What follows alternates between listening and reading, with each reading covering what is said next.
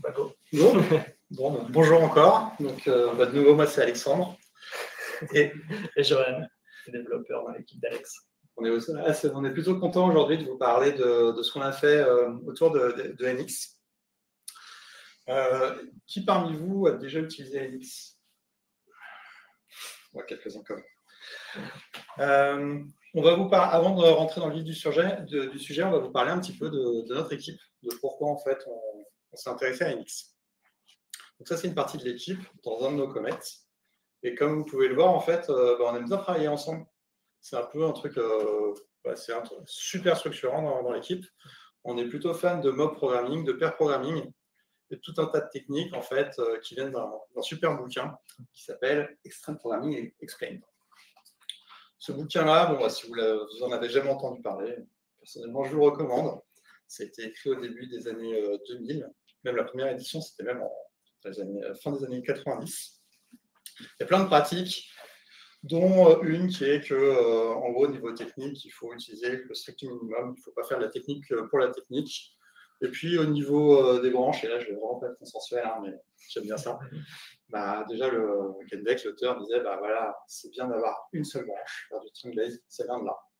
Et puis, nous, comme on est un petit peu monomaniaque, au début, quand on a démarré l'équipe, on est parti sur un monolithe avec une seule branche et puis un monorepo. Alors, à l'époque, il y avait juste un front et un back, on est d'accord. Bon, forcément, si on est là ce soir avec vous, c'est qu'on aime bien TypeScript. On en a du sol au plafond, avec un front en React, un back en Node, et puis tout ça, en fait, on build de tout ça avec une CI sous GitHub, et on déploie ça sous Heroku.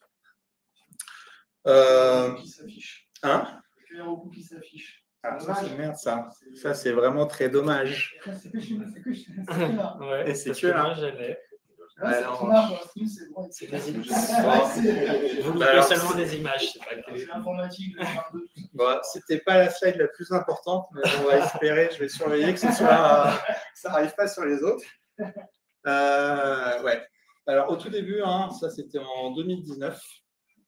En 2019, en fait, pour gérer un monorepo, il n'y avait pas 36 000 outils. L'outil le plus répandu, c'était Lerna. Lerna, pour ceux qui l'ont utilisé, c'était surtout fait en fait pour des projets open source. Et en fait, on s'est vite rendu compte que le seul truc, en fait, c'est qu'il y a pas mal de fonctionnalités dans Lerna où nous, en fait, on s'en fichait un petit peu. Parce que c'est quand il y a un projet open source sous Lerna, une des grosses valeurs ajoutées de Lerna, c'est de pouvoir publier des packages open source sur NPM. Et non, on ne publie pas encore nos applis sous NPM. Le truc, c'est qu'au début, ça marchait bien, quand on avait un petit, entre guillemets, monorepo. Mais assez vite, on a eu de plus en plus de projets. Et quand ça a grossi, et là, ça n'a pas changé de slide, en fait. Non, ça... Putain. Ouais, chelou. On n'a pas les mêmes slides, en fait. Donc c'est assez perturbant. Mais je pense. Ouais, on est d'accord. Il y a un petit problème. C'est chelou, C'est la première fois que ça marche bien. Vous me dites si je continue ou pas? Ouais, c'est bon. Ça sent pas bon. Mais bon. Du coup, ça va être chaud cette presse. Ça va être chaud. Du coup, au début d'année, en fait, on s'est retrouvé avec de plus en plus de projets et notre build est devenu plutôt long. Dans mon bouquin préféré XP, on conseillait plutôt d'avoir un build de 10 minutes de CI. Donc là, on était un petit peu plus de 10 minutes. Et puis le truc aussi, c'est que moi, perso, il y a un truc vraiment que je déteste faire, c'est maintenir des scripts de build. C'est vraiment du temps sur des trucs qui servent vraiment à rien pour le business. Et puis, autant il y a des tâches techniques, moi, qui me plaisent, mais autant, dans mon équipe, on le sait, maintenir des scripts NPM, YARN, ce que vous voulez, Bash, ça m'embête un peu. Du coup, on a regardé les alternatives à l'époque. Donc, on se replace début de l'année. Moi, j'avais regardé TurboRepo. Et la slide n'est pas... Elle arrive. Ça fait de la danse. Donc, TurboRepo, c'est un outil relativement récent pour gérer des monorepos. j'avoue que j'étais un peu frustré. Au bout de 3/4 d'heure, en l'essayant sur notre total monorepo, j'avais rien qui marchait. Et puis toi, Johan, tu as essayé PNPM, je crois. Ouais, j'ai poké PNPM par curiosité. La promesse avait l'air cool. Et bon, j'ai eu quelques soucis aussi que j'ai réussi à contourner, mais c'était principalement lié au fait que la résolution des versions n'était pas tout à fait la même qu'avec Yarn. Du coup, ils ont un système de hook, donc je pouvais surcharger un peu, mais c'était un peu cracra. Du coup, j'ai laissé tomber. Et en continuant de se documenter, en fait, on a découvert NX. Et en fait, c'est bien parce que ça faisait tout ce que Turbo Repo promettait, voire même plus. C'était plus vieux. Donc, ça avait l'air sympa. Et puis, la doc, du coup, promettait de pouvoir s'intégrer dans un. Il y a même des jouets avec le rocket. J'ai une fois, mais ça va finir par. En arrière. Qui est trop chaud. Ah, on y est. Voilà, ça débloque le truc. Donc en fait, dans la doc, ils promettent qu'avec juste cette simple commande, on peut intégrer NX dans notre monorepo Lorna. Alors ça marche aussi avec un monorepo Yarn, PNPM ou NPM. Et du coup, j'ai voulu essayer tout de suite. Et ça a marché. Et j'étais trop content. Et donc, qu'est-ce que ça nous apporte? En fait, ça nous installe directement un CLI. Et on va pouvoir avoir accès à des nouvelles commandes comme NXGraph, que vous ne voyez pas encore. Voilà, NXGraph. Donc NXGraph, moi je trouve ça super chouette parce que ça nous permet de visualiser ce que NX comprend de notre monorepo. Donc là, du coup, ça nous permet de voir toutes les dépendances des packages entre eux. Et la petite cerise sur le gâteau, c'est qu'on peut voir si on n'a pas fait un peu de la merde. Et là, à l'époque où on a pris ce screenshot, c'était un peu le cas. On a un paquet Ops API qui référence un autre paquet d'un autre projet Booking. Ça, c'est pas censé arriver. Donc, le fait d'avoir un retour visuel, depuis, on l'a fixé. Donc, c'est assez chouette. Le gros avantage, c'est que au lieu d'utiliser directement les scripts et du coup NPM ou Yarn, c'est NX qui va prendre le relais avec des commandes NX Run ou NX Run Many si on veut jouer plusieurs commandes en parallèle. Et NX gère du cache. Donc forcément, si vous avez les mêmes fichiers d'entrée, il ne va pas s'embêter en fait à tout recalculer. Il a un cache qui, par défaut, met dans le dossier notre module et il va directement nous ressortir du coup la sortie de la commande. Et du coup, il gère très bien tout ce qui est dépendance entre les modules. Donc, si je fais une modif dans Salsa Common et que du coup, il va recalculer les commandes pour Salsa Common, mais aussi les packages qui dépendent de ce package, il va pouvoir récupérer le cache de tout ce qui n'a pas changé. Et donc ça, c'est plutôt chouette. Donc là, en l'occurrence, c'est bon. Et voilà. On doute avec 2 fois en arrière. Ouais, ok. Autre petite commande en bonus. La commande NX Affected. Celle-là, elle est assez chouette et on l'utilise dans notre script de pré-push, dans notre hook de pré-push. En fait, avant d'avoir NX en script de pré-push Git, on lançait tous nos tests. Selon les machines, ça commençait à être très long. On dépassait la minute et c'est pas très agréable de regarder les tests, d'attendre avant de pouvoir continuer à travailler. Donc là, en fait, l'avantage, c'est que la commande NX Affected, elle se base sur les fichiers qui ont été modifiés et va relancer uniquement les tests sur les packages qui ont été modifiés. Et du coup, tous les packages qui dépendent des fichiers modifiés.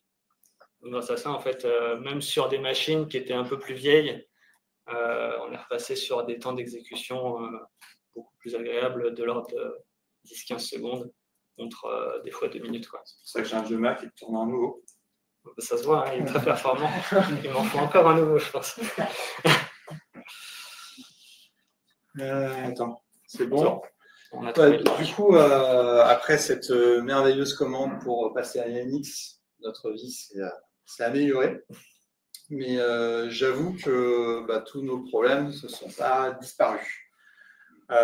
Déjà, le build, il est déjà encore un peu lent, même avec le cache.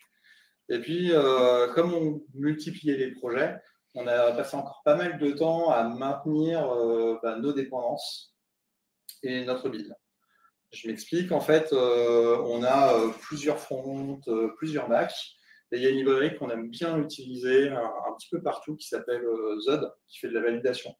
Donc on récupère du JSON, et puis au lieu d'avoir un truc any en TypeScript, l'outil permet de vérifier qu'à tel endroit, il y a bien une chaîne de caractères, à tel autre, il y a bien quelque chose qui respecte une regex d'un email.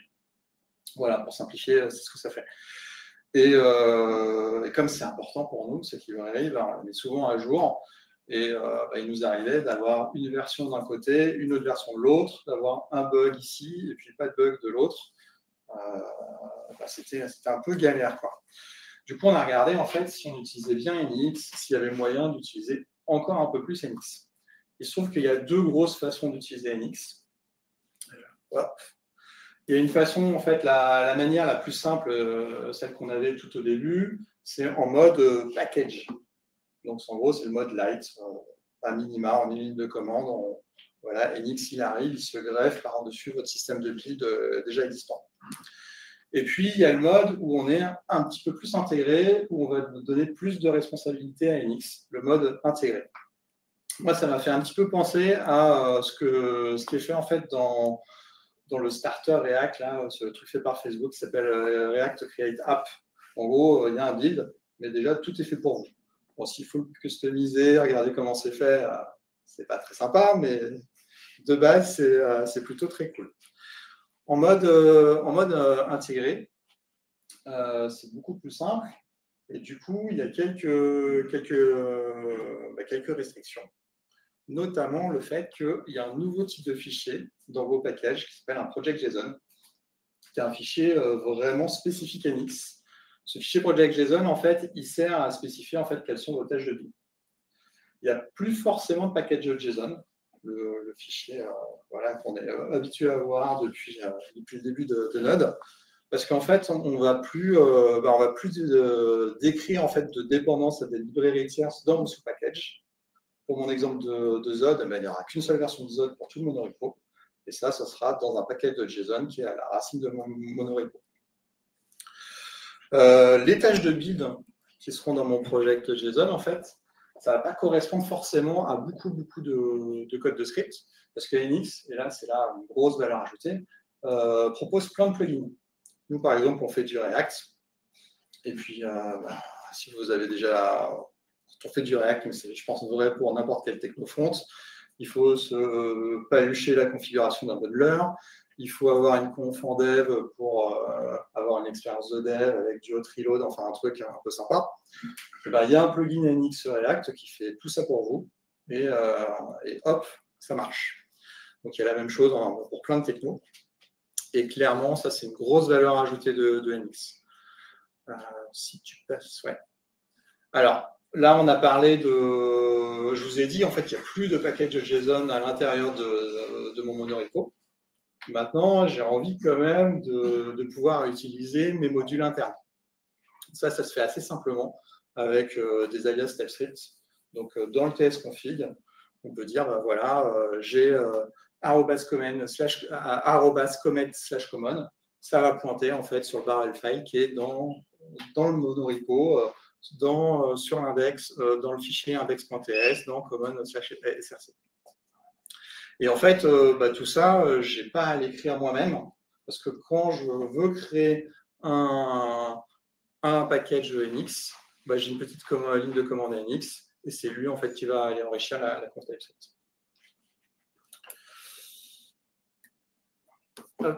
Je voyais quelque chose. Ouais, gros avantage du coup de ce mode intégré, c'est que du coup dans le project.json, on peut définir des commandes et surtout des relations avec d'autres commandes. Et donc ça, associé en fait avec l'arbre de dépendance qu'a construit NX pour savoir un petit peu quel paquet dépend de quel paquet, ça va lui permettre d'être ultra efficace quand on va lancer une commande, par exemple test. Il va savoir qu'en fait, quand on lance un test, il faut d'abord builder l'appli. Mais pour builder cette appli, peut-être qu'il faut builder d'abord une autre appli. Et donc, en fait, avec cette intelligence, il va avoir la capacité du coup, de paralléliser au mieux toutes les tâches pour vous faire gagner du coup le maximum de temps. Et à ça vient s'ajouter le cache et d'autres features, mais je ne spoil pas trop. Bon, c'est bien gentil, mais à quoi ça ressemble concrètement? On va vous faire une petite démo, en espérant que ça fonctionne. C'est super rigolo. Moi, je suis confiant. Je crois que c'est bon. Ouais, je crois que c'est bon. Donc, on vous a parlé du coup du NXGraph, à quoi ça ressemble sur un vrai projet. Donc, NXGraph, du coup, ça va ouvrir votre navigateur pour avoir une expérience du coup assez interactive. Bon, nous, on a un repo qui est assez balèze. Et encore, on pourrait faire beaucoup plus de petits packages. On ne le fait pas encore assez. Mais assez balèze pour une équipe de cette personne. Ouais. Et si on prend un exemple, hop, si par exemple on veut voir concrètement l'API Cosmos, du projet Cosmos, on peut faire un focus dessus et voir du coup plus précisément quelles sont toutes les dépendances. Donc on a vraiment quelque chose d'hyper interactif et c'est assez agréable. Donc ça, c'est la commande NXGraph qui est assez sympa. Alex vous parlait du coup des plugins NX. Il faut savoir aussi que NX propose une extension VS Code, mais pas que, pour tous les IDE principaux. Et du coup, si vous voulez faire de la génération, on va se dire que nous, on utilise pas mal Redis, mais on n'a pas encore de package Redis pour normaliser un peu les interactions qu'on peut faire avec. On va se faire une petite librairie. Et donc là, ce qui est chouette, c'est que je ne suis pas obligé de me palucher la ligne de commande. J'ai quand même quelque chose d'un peu plus confortable, avec du coup énormément d'options. C'est quoi écrit en bas? Et en fait, ce qui est bien, c'est qu'à chaque modification, j'ai un mode dry run où NX va me dire exactement ce qu'il compte faire. Donc, il me dit clairement que là, il va créer tous ces fichiers-là. Et il va m'updater aussi mon tsconfig. Comme vous le disiez, Alex, tout à l'heure, tous les imports, ce n'est pas nous qui les maintenons à la main. C'est NX qui va, du coup, automatiquement les mettre à jour. Donc là, j'ai juste à créer. Il m'a updaté mon tsconfig. Et si je regarde les passes, maintenant, j'ai un Redis qui est ici. C'est assez confortable. Si on regarde brièvement, peut-être close tout le reste. Si on regarde du coup ce qu'il nous a créé, c'est un template de base avec une méthode et un test. Donc, pareil, dans la compte, vous pouvez dire je teste avec du JS-DOM ou je teste sur du Node basique. Et par défaut, il nous crée une méthode. Bon, c'est pas hyper intéressant dans l'état, mais ce qui est cool, c'est que si je reprends notre appli Booking, hop,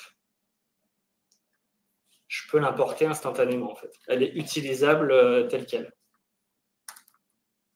Hop,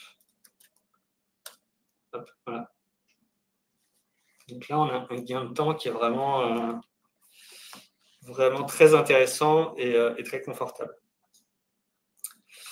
Qu'est-ce que je vous montre d'autre?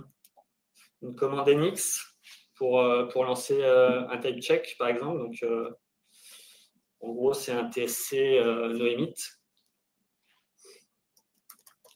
Donc, on a la commande NX Run Many qui va permettre de lancer la même commande là sur tous nos packages parce qu'on a mis le flag -all. Hop. Et donc là, pour le coup, bon, j'ai pas de cache parce qu'il y a eu des modifications, on va dire, assez impactantes pour invalider le cache. Donc là, ça prend 30 secondes parce que ça rejoue tous nos packages.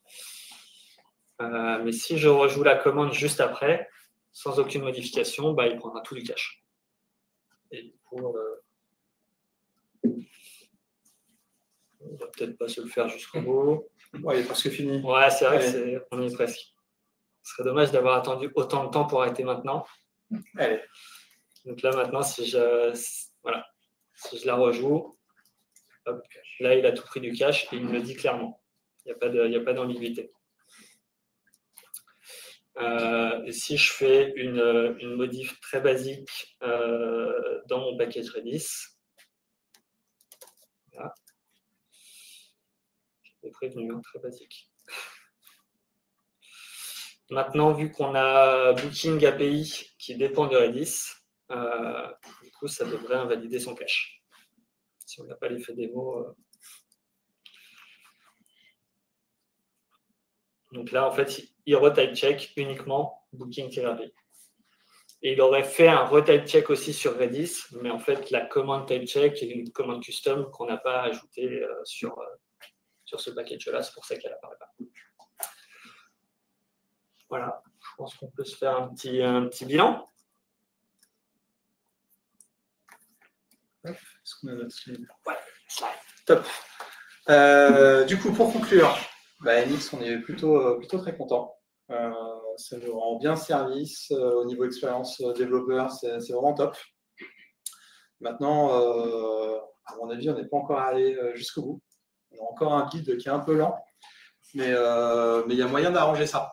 En fait, là, pourquoi je vous ai mis ces belles licornes de mer, c'est Narval, parce qu'il y a une boîte derrière NX qui s'appelle Narval, qui a levé, je crois, la semaine dernière 8 millions de dollars. Et forcément, il y a un business derrière NX. En fait, cette boîte-là, ce qu'elle nous propose, en fait, c'est d'avoir des caches distribuées. Donc, vous faites un build d'un côté sur une machine, sur la machine à côté, sur votre CI, en fait, les tâches ne vont pas forcément se réexécuter parce que le cache va être téléchargé. Il y a aussi un système d'agents distribués. Une des grosses forces de NX, c'est de pouvoir en fait paralléliser, je vais y arriver, les tâches. Eux, ils proposent une sorte de CI avec des agents un petit peu partout. Et ça devrait aller plutôt vite. Donc ça, c'est un peu dans notre to-do list. Après, dans nos chantiers un peu structurants, on est parti, j'en ai parlé au début, sur un monolithe. Du coup, on a quand même des gros packages. On commence à en avoir quelques-uns, mais on pourra en avoir plus. Et l'intérêt, c'est que plus les packages sont petits, plus on va pouvoir bénéficier des caches. Et puis, je crois que c'est tout. S'il y a des questions, c'est le moment. Et puis sinon, c'est bizarre. Ouais. Le projet est hosté comment? Vous ne publiez pas les packages sur NPM ou sur n'importe quel registry. C'est comment hosté en fait? En fait, nous, notre raison d'être, c'est de fournir des applications pour nos clients, pour les clients de Comet. Du coup, on va plutôt déployer des applications web. Et c'est pour ça qu'on n'a pas besoin de. Tu parlais de NX ou de. Je ne sais pas sur votre projet à vous, Comet. Ah, comment est hosté notre projet? Du coup, on le host aujourd'hui sur Heroku. D'accord. Et tous les autres projets sont sur la même instance? Non. Ce qu'on a fait, en fait, c'est qu'on a une petite astuce. Il y a plusieurs façons de gérer un monorepo avec un truc comme Heroku. Nous, en fait, on a une variable d'environnement quand on veut en fait déployer une de nos applis qui correspond en fait au nom de l'appli. Par exemple, il y a un truc qu'on a fait récemment pour nos collègues commerciaux, donc les sales. L'appli s'appelle Salsa.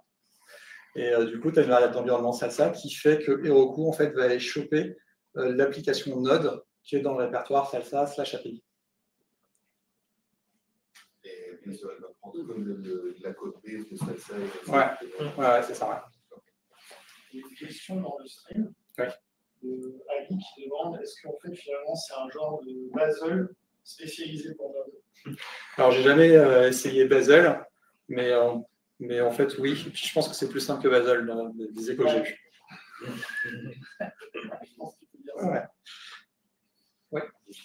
Ouais, qu'est-ce qui a été le plus difficile dans la migration vers NX? Est-ce que ça a été notamment se retrouver avec les bonnes dépendances aux bonnes versions, ou vous aviez plein de scripts Yarn que vous avez dû rapatrier? Ouais, ça a été, je pense, le moment le plus désagréable pour Alex parce qu'on a eu une branche qui a vécu pendant plusieurs mois. Ouais, branche. Ceux qui ont travaillé avec moi le savent. On aurait pu faire ça. En fait, le truc, c'est que le mode intégré, il te pousse quand même à respecter certaines conventions.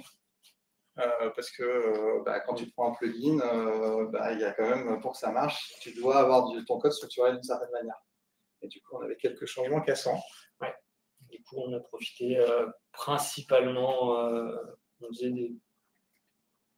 du coup, on avait vraiment une branche à côté où on rapatriait, du coup, le code était le même au final, c'est juste toute la structure qui change. Du coup, on a commencé à mettre en place cette structure pour un projet, de le pousser du coup jusqu'au déploiement. Et une fois qu'on a eu quelque chose de fonctionnel, on l'a répercuté sur les autres projets. Et de temps en temps, on prenait le code et on le remettait dans la coquille, on va dire, dans la nouvelle coquille, jusqu'au jour où on a pu tout basculer d'un coup. Il y a d'autres façons de faire, hein, mais oui, on en parlera. Mais bon, on l'a fait comme ça. C'est comme ça que dur. Passé. Ouais. Une autre question dans le stream. Il y a quelqu'un derrière aussi. Richard qui demande s'il y a des contraintes relatives aux évolutions des librairies, par exemple le support de Yarn 2 ou plus, PNP, compilotest incrémental, etc. C'est une grande question. Ouais. Ce que je peux dire, mais tu complèteras, c'est qu'au début, on était sur Yarn 1. Il n'y a pas très longtemps, on est repassé sur NPM, mais je ne suis pas sûr que ce soit lié à NX. Non, il y en a aucun, c'était lié à Heroku. On a des problèmes sur Heroku. Ouais. Après, il y a un truc dont on ne vous a pas parlé, c'est que NX, de base, a une commande pour mettre à jour tous ses plugins. Donc, du coup, en fait, toute la mécanique qu'il y a dans les plugins, du coup, les versions de Webpack, la config de Webpack, ils ont un mécanisme de migration intégré. Et du coup, vous avez juste à lancer des migrations régulièrement. Et puis, magiquement, tout se met à jour. En tout cas, ce qu'on a pu constater là, c'est que l'intérêt d'avoir un projet comme ça, qui avec une boîte, qui veut quand même gagner de l'argent, c'est qu'ils essayent quand même qu'on utilise leurs produits. Du coup, c'est quand même bien foutu et c'est mis à jour. Et il n'y a pas très longtemps, on a fait une mise à jour NX et c'était pas très compliqué. Ouais. Du coup, vu qu'il n'y a plus de package pour JSON, est-ce que les packages sont versionnés au package interne du projet? Et sinon, du coup, comment vous gérez le fait de mettre à jour sans mettre à jour tout le projet? Et si c'est le cas, quel est l'intérêt d'avoir le package qui se trouve dessus? Ouais, du coup, la question, c'est maintenant qu'on n'a plus de package JSON, est-ce que nos packages sont versionnés?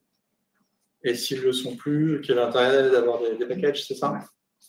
Du coup, comment vous faites pour mettre à jour un package sans que ça ait un impact et de migrer tout le projet à chaque fois? Je réponds et puis tu complètes. En fait, dans l'esprit monorepo, en gros, tout le monde a la même version. Donc nous, quand on déploie, en tout cas, quand on déploie du code, on embarque à chaque fois le commit ID. À chaque fois qu'on a un process qui tourne, on a de la traçabilité, on a le commit ID du code qui est en train de tourner.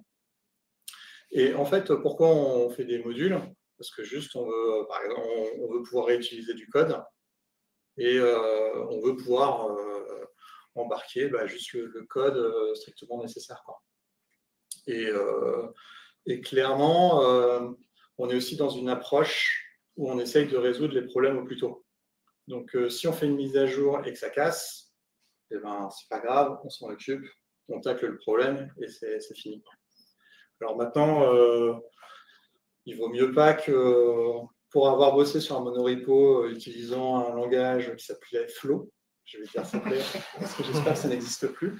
Ou en gros, je ne suis pas très consensuel, mais bref, vous savez, dans TypeScript, dans le TS-config, il y a pas mal de flags pour activer ou pas des checks.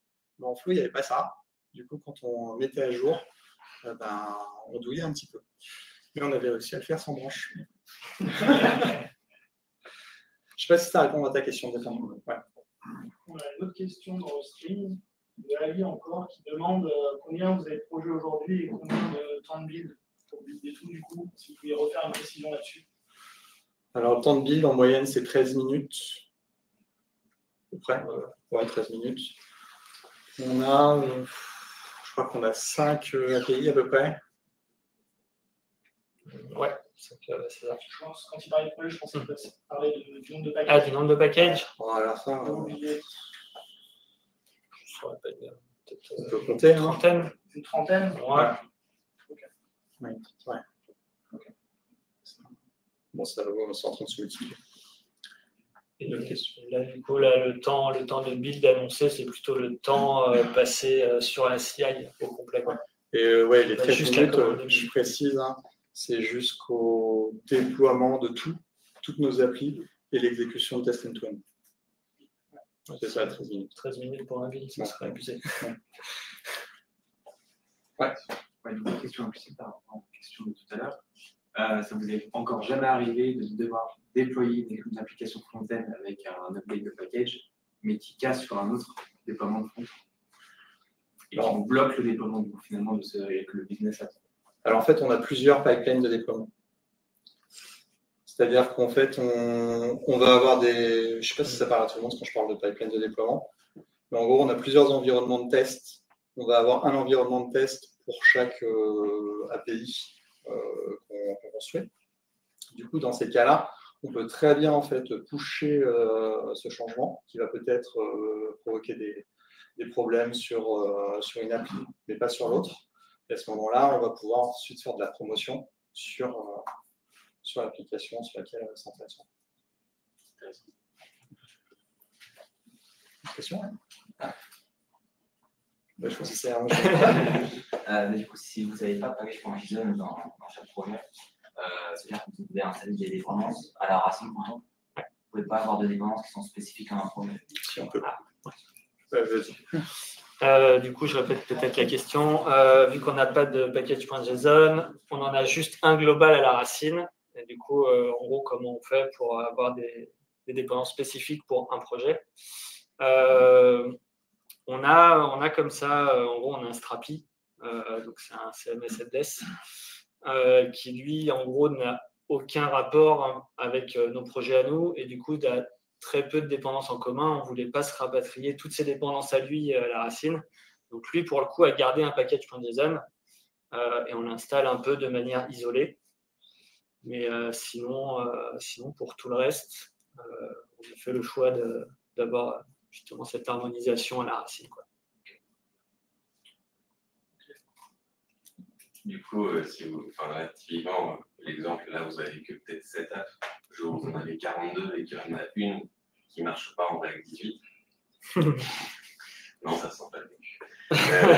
Vous êtes bloqué en disant on attend de passer la dernière app qui peut pour pouvoir migrer tout en React 18 ou vous dites une solution alternative?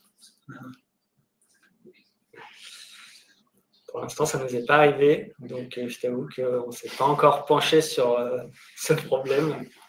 J'espère qu'on n'arrivera pas tout de suite. Non, mais je pense qu'on peut trouver des solutions. Mais... un peu à la manière de Strapi, je pense qu'on pourra lui mettre quand même quelque chose de spécifique, une version spécifique. Pour avoir vécu une migration de Flow, je pense que c'est possible. Je pourrais t'en parler comment c'était fait. Un coup de script bash qui alterne un package JSON A et un package JSON B. Ça marche. Mais j'ai pas forcément envie de refaire. Et vous n'avez pas trop parlé d'NXCloud, quelque chose que vous avez essayé ou... Non, ce que je disais à la fin, c'est qu'on n'a pas eu le temps d'essayer. En fait, ils ont changé leur formule de pricing il n'y a pas très longtemps. Tout au début, ils faisaient payer la minute gagnée. Actuellement, tu as 3000 minutes offertes, c'est ça? Ouais, il y a un truc comme ça, mais c'est nouveau. Du coup, Le pricing avant était beaucoup plus obscur, du coup on s'y est pas risqué. Mais là maintenant, vu qu'il y a du free trial et tout, je pense qu'on va tester.